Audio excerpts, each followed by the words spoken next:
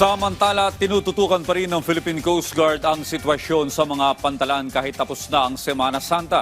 Samantala, nagtapos na ang Phase 1 ng rehabilitasyon ng EDSA. Yan at iba pa sa Express Balita ni Clong Tanyog Fajardo.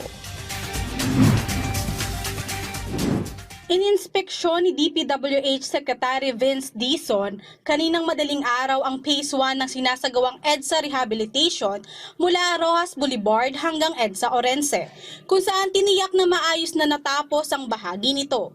Layo ng rehabilitasyon na maging tuloy-tuloy at ligtas ang biyahe ng mga commuter.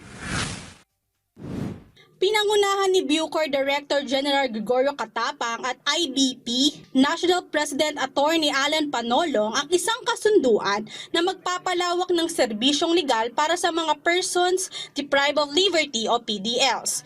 Target ng programa na matulungan ng mga PDL sa kanilang kaso, apela, petisyon para sa parol at pardon at iba pang mga remedyo na maaaring magpaigsi ng kanilang sistensya. Ayon kay IBP National President Attorney Panalong, ang kasunduan ay patunay na sa Pilipinas, ang hustisya ay umiiral at makatarungan.